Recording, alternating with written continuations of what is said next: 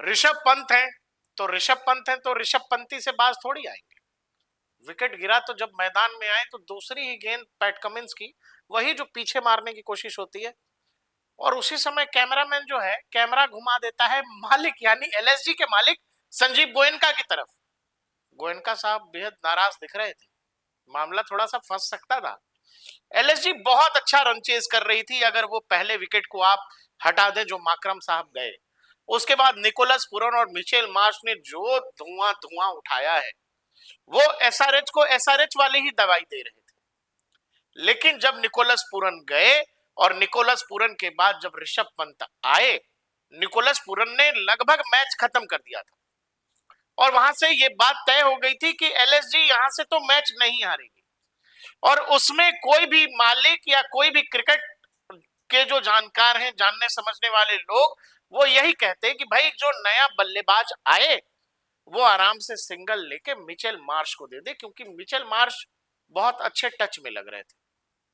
लेकिन ऋषभ पंत तो मैंने आपसे कहा वीडियो की शुरुआत में, ऋषभ पंत सब कुछ जाएगी, ऋषभ पंती नहीं जाएगी।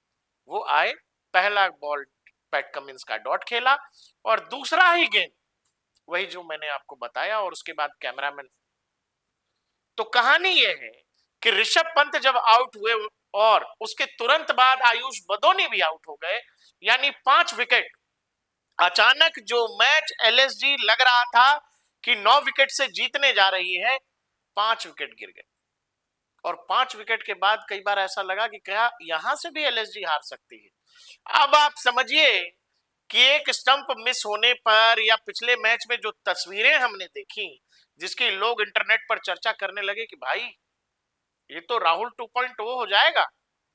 जो कुछ संजीव गोयनका और केएल राहुल जो पिछले सीजन में लखनऊ के कप्तान थे, वो मैच हारने के बाद वो जो तस्वीरें इंटरनेट पर वायरल हुई थी जिसमें बेहद नाराज दिख रहे थे संजीव गोयनका, और केएल राहुल कुछ समझाते हुए दिख रहे थे, उसके बाद सिचुएशन इतना सब कुछ बिगड़ गया कि केएल राहुल ने शायद उसी रात तय कर लिया होगा कि 2025 का आईपीएल तो मैं लखनऊ के लिए नहीं खेलूंगा।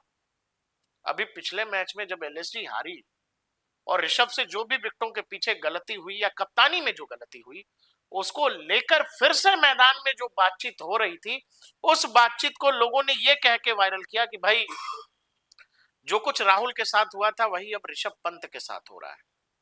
और इसीलिए आज जब ऋषभ पंत पैट कमिंस को तुरंत मैदान में आने के ठीक दूसरी गेंद पर पीछे मारने की कोशिश कर रहे थे, तो कैमरामैन भी मसाला ढूंढ रहा था कि भाई जरा देखें।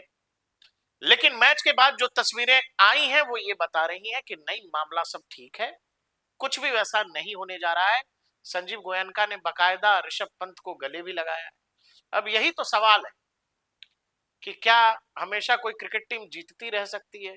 14-14 मैच हैं एक एक टीम के, कई बार आप हारेंगे भी। लेकिन जिस तरह की तस्वीरें पिछले मैच में आई, उससे लोगों ने कहा कि संजीव जी थोड़ा ज्यादा इंटरफेयर करते हैं मामले में। अरे आपने जब किसी क्रिकेटर को ये जिम्मेदारी दे दी और आपने इतना पैसा लगाया है कि आईपीएल के इतिहास का सबसे महंगा खिलाड़ी आपने विकेट कीपर ऋषभ पंत को बना दिया, तो फिर उसको उसके काम में इंगेज मत करिए, उसको उसका काम करने दीजिए। और बहुत सारे मैचेस हैं। अब आज ही का जो मैच था, अगर वहां से क्या एलएसजी हार जाती तो लोग इंटरनेट पर लिखने लगे थे कि भाई साहब बवाल हो जाएगा। तो सवाल है कि क्या ऋषभ पंत को कई बार ऋषभ पंती फंसा भी देती है? अपने ही जाल में कई बार ऋषभ पंत बुने जाल में खुद से फंस जाते हैं, या इससे बचना भी चाहिए?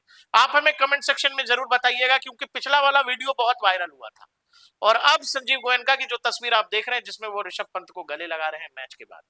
आपको हमारी जानकारी कैसी लगी, हमारा वीडियो कैसा लगा?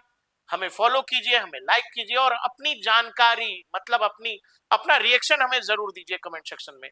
देखते रहिए डीएनपी स्पोर्ट्स, हर स्पोर्ट्स की खबर भरोसे के साथ।